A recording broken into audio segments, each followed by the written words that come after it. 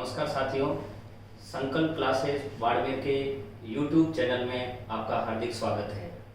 आज हम मध्यकालीन भारत के इतिहास के टॉपिक मुगल बादशाह हुमायूं के बारे में अध्ययन करेंगे। मुगल साम्राज्य के संस्थापक बाबर के बाद में हुमायूं मुगल बादशाह बनते हैं, जिनका शासनकाल रहता है 1530 से लेकर 1556। जैसा कि इससे पहले वाले वीडियो में हमने पढ़ा था कि मुगल बादशाह बाबर के द्वारा भारत में मुगल साम्राज्य की स्थापना की जाती है और 1530 में मुगल बादशाह बाबर की मृत्यु हो जाती है और मुगल बादशाह बाबर की मृत्यु के बाद में उनके बेटे हुमायूं मुगल बादशाह बनते हैं, जिनका शासनकाल रहता है 1530 से लेकर 1556। तो 1530 से लेकर 1556 के दौरान हुमायूं के बारे में हमें वो पढ़ेंगे। हुमायूं का जन्म 1508 में काबुल में हुआ। 1508 में काबुल में जन्म हुआ। इनके पिता बाबर, माता माहम अनग्गा। 1530 में बाबर की मृत्यु होती है।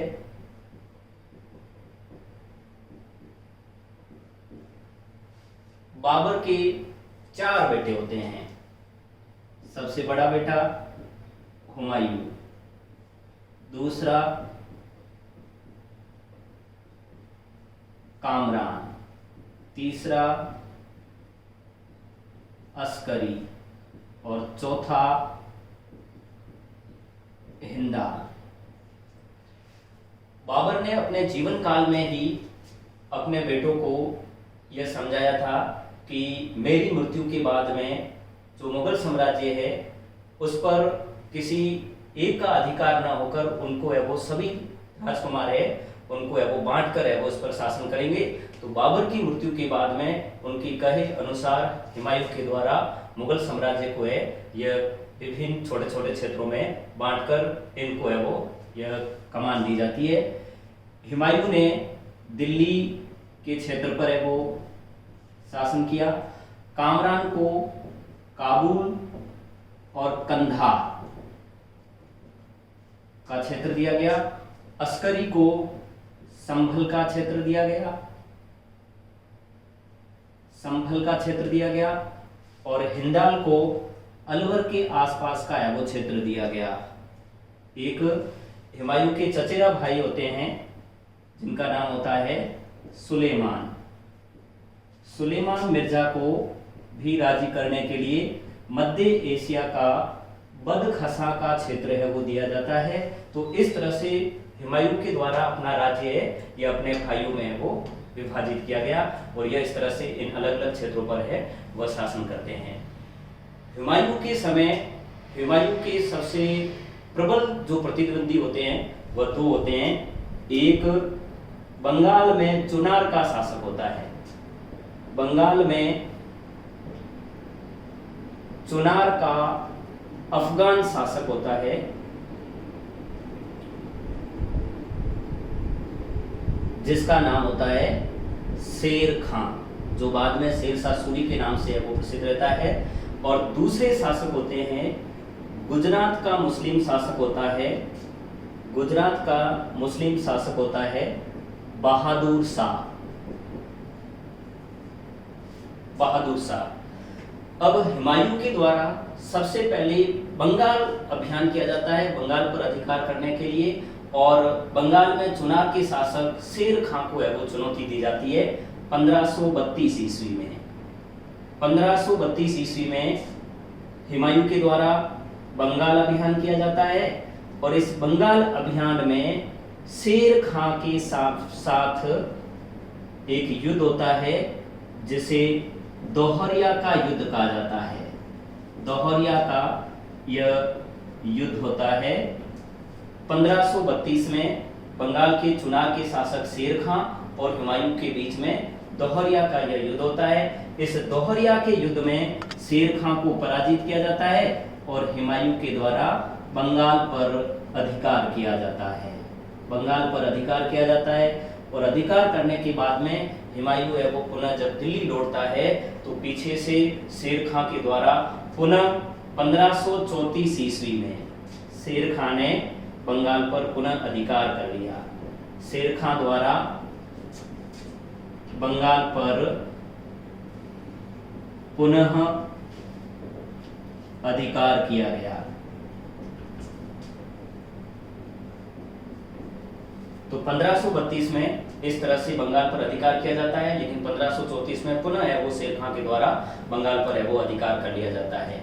अब 1532 के बाद में गुजरात का जो शासक होता है बहादुर शाह, इस बहादुर शाह के द्वारा उस समय के मेवाड़ राज्य पर है वो आक्रमण किया जाता है 1534-35 में।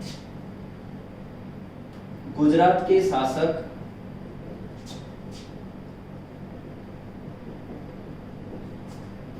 बहादुर शाह द्वारा 1534-35 में मेवाड़ पर आक्रमण किया जाता है।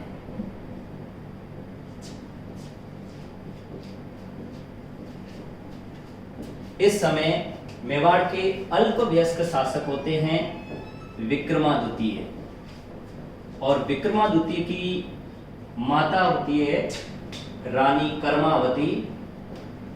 यह रानी कर्मावती इसके संरक्षिका के रूप में है, यह विक्रमादित्य की संरक्षिका के रूप में होती है। जब गुजरात के शासक बहादुर शाह के द्वारा मेवाड़ पर आक्रमण किया जाता है तो रानी कर्मावती ने सहायता के लिए हुमायूं के पास में हुमायूं से सहायता की अपील की और उसको सहायता के लिए वह राखी भेजी जाती है। और कहा जाता है कि गुजरात के शासक को इस बात का पता चलता है तो बहादुर शाह के द्वारा हुमायूं को यह संदेश भेजा जाता है कि काफिरों की है वो सहायता नहीं करनी है। तो हुमायूं भी उनके बातों में आ जाता है और हुमायूं के द्वारा है समय पर है वो सहायता नहीं की जाती है। हुमायूं मेवाड़ की सहायता है वो नहीं कर पाता है। और इसके बाद में अगले वर्ष 1535 ईस्वी में हुमायूं के द्वारा गुजरात पर आक्रमण किया जाता है और गुजरात पर आक्रमण करके गुजरात के मुस्लिम शासक बहादुर शाह को पराजित किया जाता है। और पराजित करके गुजरात के दो प्रसिद्ध किले होते हैं, एक मांडू और दूसरा चंपानेर। मांडू और चंपानेर पर अधिकार किया जाता है। तो इस तरह से 1535 में हुमायूं ने गुजरात के इन दो किलों को जीता और बहादुर शाह को है वो पराजित किया। अब 1539 ईस्वी में हुमायूं के प्रबल जो प्रतिद्वंदी होते हैं बंगाल के शासक अफगान शासक शेर शाह सूरी, उस पर अधिकार करने के लिए 1539 में एक अभियान किया जाता है जिसे चौसा का अभियान कहते हैं या चौसा का युद्ध किया जाता है। चौसा का मैदान वर्तमान में बंगाल में है। अब इस युद्ध मैदान में हुमायूं और शेर खां आमने सामने होते हैं। हुमायूं और शेर खां के बीच में यह चौसा का युद्ध होता है 1539 में, और इस युद्ध में हुमायूं पराजित होता है। इस युद्ध में हुमायूं पराजित होता है और हुमायूं पराजित होकर अपनी जान बचाने के लिए पास में ही गंगा नदी बहती है, इस गंगा नदी के करमनासा नाले में जान बचाने के लिए यह कूद जाता है और कहा यह जाता है कि जब गंगा नदी में यह कूद जाता है तो पास में एक भिष्टी होते हैं, एक भिखारी होते हैं जिसका नाम होता है नजाम सक्का। इस नजाम सक्का के द्वारा इनकी जान बचाई जाती है, इनकी जान बचाई जाती है। और बाद में इस नजाम सक्का को हुमायूं के द्वारा खुश होकर एक दिन का बादशाह बनाया जाता है, एक दिन का मुगल बादशाह बनाया जाता है, एक दिन का मुगल बादशाह बनाया जाता है। और इसका उल्लेख है, यह हुमायूं की बहन होती है जिसका नाम है गुलबदन बेगम। गुलबदन बेगम, गुलबदन बेगम। इस गुलबदन बेगम के द्वारा फारसी में एक पुस्तक लिखी जाती है हुमायूं नामा। इस हुमायूं नामा में इस कहानी का उल्लेख मिलता है कि हुमायूं शेर खां से पराजित होने के बाद में इस तरह से इस नाले में कूद जाता है और भिष्टी निजाम सक्का के द्वारा उसकी जान बचाई जाती है और उसे खुश होकर हुमायूं के द्वारा इस भिखारी को एक दिन का मुगल बादशाह बनाया जाता है। और इस एक दिन के मुगल बादशाह के द्वारा चमड़े के सिक्के चलाए जाते हैं, चमड़े के सिक्के चलाए जाते हैं। इस कहानी का या इस वृत्तांत का जो उल्लेख मिलता है यह गुलबदन बेगम की हुमायूं नामा में है वो मिलता है। और इसी युद्ध में, चौसा के युद्ध में ही हुमायूं को परास्त करके शेर खां के द्वारा उपाधि धारण की जाती है, शेर शाह की उपाधि धारण की जाती है। तो शेर खां के द्वारा शेर खां ने शेर शाह की उपाधि धारण की, शेर शाह की उपाधि यह चौसा के युद्ध में विजित होने के बाद में इसके द्वारा वो धारण की जाती है। यानी अब शेर खां है वो शेर शाह के नाम से है यह प्रसिद्ध होते हैं, शेर शाह की यह उनके द्वारा उपाधि धारण की जाती है। अब 1539 के बाद में 1540 में पुनः 1540 में पुनः कन्नौज के पास में बिलग्राम नाम का एक छोटा गांव होता है।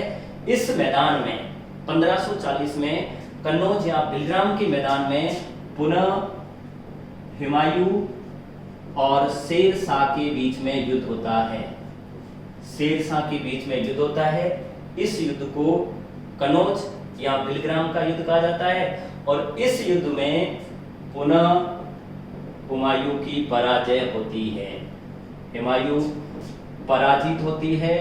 और हुमायूं पराजित होकर यह दिल्ली की राजगद्दी को है वो छोड़कर यह हमेशा के लिए है वो यहाँ से है वो भारत से है वो निकल जाता है और फारस की ओर है वो अपने फारस की ओर भाग जाता है, फारस की ओर यह भाग जाता है। और पीछे 1540 में शेर शाह के द्वारा दिल्ली पर अधिकार किया जाता है, दिल्ली पर अधिकार कर लिया। और 1540 से लेकर 1555 ईस्वी तक दिल्ली पर सूरवंश का है वो शासन रहता है। शेर शाह और इनके जो वंशज होते हैं इनका है वो शासन रहता है।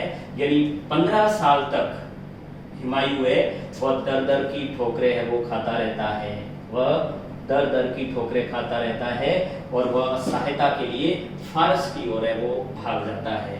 अब 1540 में यहाँ से भागने के बाद में यह फारस की ओर जाते हुए, यह फारस की ओर है वो जा रहा होता है।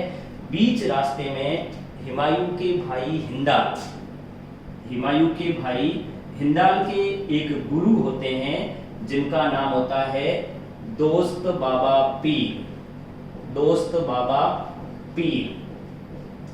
इन्हें अली पीर भी कहा जाता है, पीर भी कहा जाता है। यहाँ पर है वो यह रुकते हैं और हिंदाल के गुरु दोस्त बाबा पीर की एक बेटी होती है जिसका नाम होता है हमीदा बानो बेगम, हमीदा बानो बेगम। और हमीदा बानो बेगम से इनका है वो निकाह किया जाता है और यहाँ से फिर है यह अमरकोट के रास्ते से है, यह फारस की ओर जाना चाहते हैं। और 1542 में हुमायूं और हमीदा बानो बेगम है अमरकोट पहुंचते हैं। वर्तमान में पाकिस्तान में अमरकोट पहुंचते हैं और अमरकोट में इस समय सोडा राजा वीरसाल का शासन होता है। यहाँ के शासक होते हैं सोडा राजा वीरसाल। 1542 में अमरकोट के सोडा राजा वीरसाल के यहाँ पर है यह शरण लेते हैं और यहीं पर हमीदा बानो बेगम की कोख से 15 अक्टूबर 1542 को अकबर का जन्म होता है। अकबर का जन्म होता है। तो अकबर का जन्म है यह अमरकोट के सोढ़ा राजा वीरसाल के यहाँ पर 15 अक्टूबर 1542 को होता है। कुछ समय तक यह हुमायूं और हमीदा बानो बेगम है वो यहाँ रुकते हैं और उसके बाद में यहाँ से पलायन कर यह फारस की ओर है वो चले जाते हैं और फारस के शासकों की सहायता से यह पुनः है यह भारत की ओर है वो यह बढ़ता है। तो किस तरह से यह हुमायूं फारस की ओर जाता है और किस तरह से पुनः इसके द्वारा सूरवंश को समाप्त करके वापस है वो मुगल राज्य की स्थापना की जाती है। अब 1542 के बाद में यह फारस पहुंचते हैं और फारस के शासकों की सहायता से 1545 में फारस के शाह शासकों की सहायता से पुनः हुमायूं के द्वारा काबुल और कंधार पर अधिकार किया जाता है। काबुल और कंधार पर अधिकार किया जाता है और उधर भारत में भी इस समय राजनीतिक परिवर्तन हो जाते हैं। 1540 से 1545 में शेर शाह सूरी के द्वारा दिल्ली पर अधिकार किया जाता है, शासन करता है और 1545 में शेर शाह की मृत्यु हो जाती है और शेर शाह के बाद में सूरवंश के जो शासक होते हैं वह थोड़े थोड़े समय के लिए बनते हैं और अयोग्य शासक होते हैं। तो इसका फायदा उठाकर यह पुनः है वो भारत की ओर है वो बढ़ता है। काबुल और कंधार पर अधिकार करने के बाद में यहाँ पर अपनी सेना और शक्ति का विस्तार करता है और इसी की सहायता से यह पुनः भारत की ओर बढ़ता है। और मई 1555 में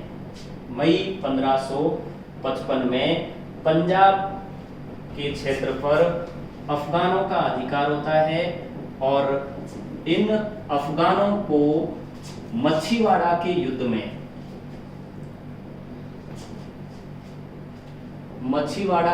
में इन अफगानों को पराजित किया जाता है और पराजित करके इसके द्वारा पंजाब क्षेत्र को विजयी किया जाता है।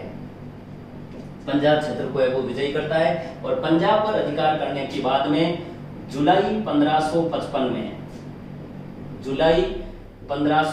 में सरहिंद का युद्ध होता है और इस सरहिंद के युद्ध में अंतिम सूरवंश के शासक सिकंदर शाह सूर जो शेर शाह सूरी के वंशज होते हैं और इस समय दिल्ली पर अधिकार इनका होता है। तो जुलाई 1555 में सरहिंद के युद्ध में सिकंदर शाह सूर को है वो पराजित किया जाता है और सिकंदर शाह सूर को पराजित करके जुलाई 1555 में हुमायूं के द्वारा पुनः दिल्ली पर अधिकार किया जाता है। हुमायूं के द्वारा पुनः दिल्ली पर अधिकार किया जाता है और सूरवंश समाप्त हो जाता है और जो 1540 से 1555 यानी 15 वर्ष तक है वो जो हुमायूं भटकता रहा तो उसके द्वारा पुनः दिल्ली पर अधिकार करके पुनः मुगल वंश की या मुगल साम्राज्य को स्थापना है वो की जाती है। पुनः मुगल राज्य की इसके द्वारा है वो स्थापना की जाती है 1555 में। अब हुमायूं के द्वारा दिल्ली में एक दीन पन्हा नामक नगर की स्थापना की जाती है। दीन पन्हा नामक नगर की स्थापना की जाती है और दीन पन्हा नगर की स्थापना करके यहीं पर दीन पन्हा नामक पुस्तकालय स्थापित किया जाता है। दीन पन्हा नामक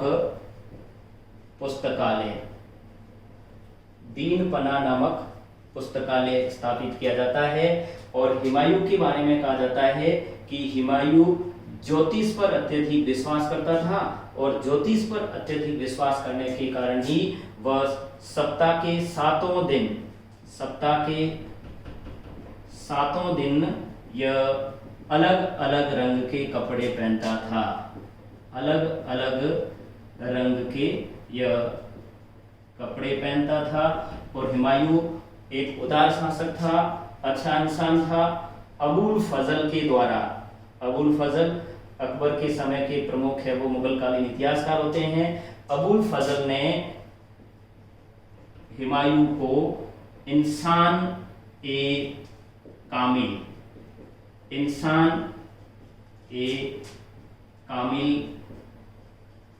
कहा है।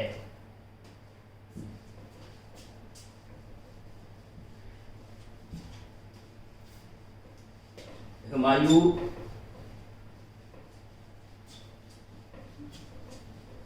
सूफी संप्रदाय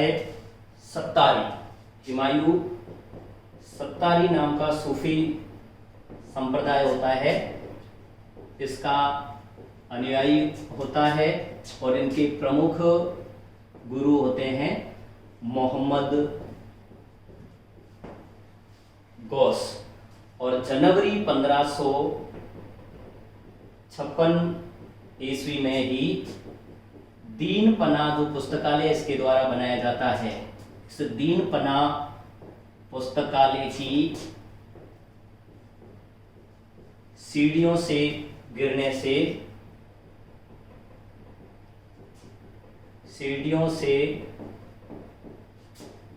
से इसकी मृत्यु हो जाती है। यानी जुलाई 1556 में इसने 1555 में इसके द्वारा पुनः वो शासन स्थापित किया जाता है और जनवरी 1556 ईस्वी में दीन पनाह नामक पुस्तकालय की सीढ़ियों से इसकी गिरने से मृत्यु हो जाती है। एक मुगल कालीन इतिहासकार होते हैं जिनका नाम था लैनपुल, और लैनपुल ने हुमायूं की मृत्यु के बारे में कहा है कि वह जीवन भर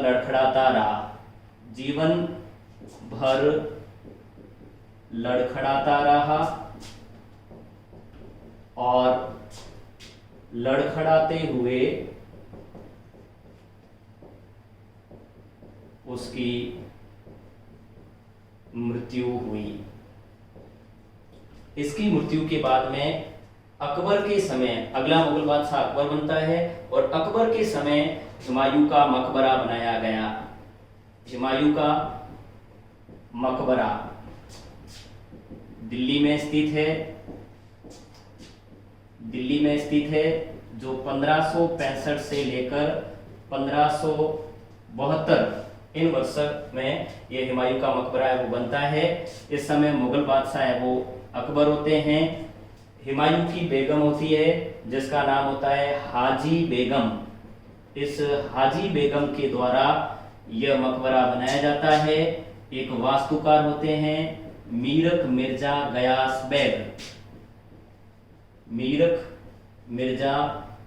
गयास बेग की देखरेख में दिल्ली में हुमायूं का मकबरा बनाया जाता है। और इस मकबरे की यह विशेषता है कि यह दोहरे गुंबद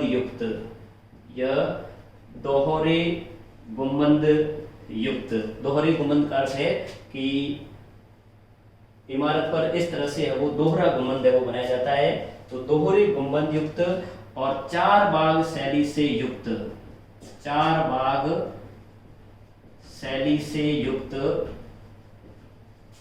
यह मुगल कालीन प्रथम मकबरा होता है। 4 बाग शैली का मतलब है कि चारों तरफ बाग उद्यान है और बीच में इस तरह से यह मकबरा है वो बनाया गया है। तो दोहरे गुंबद युक्त और 4 बाग शैली से बना यह प्रथम मकबरा है। और इस हुमायूं के मकबरे को ताजमहल का पूर्वगामी भी कहा जाता है। ताजमहल का पूर्वगामी यानी ताजमहल भी है वह इस हुमायूं के मकबरे के अनुसार है यह बनाया गया है। तो ताजमहल का है वो पूर्वगामी है, इस हुमायूं के मकबरे को है वो कहा जाता है। और हुमायूं के मकबरे की एक अन्य विशेषता यह भी है कि इसी हुमायूं के मकबरे में मुगल राजवंश के सर्वाधिक लोग मुगल राजवंश के सर्वाधिक जो लोग हैं वह इस मकबरे में दफन है। तो इस तरह से हुमायूं के द्वारा है वो शासन किया जाता है। आज इतना ही, अगले वीडियो में हमें वो शीघ्र लौटेंगे। तब तक के लिए नमस्कार।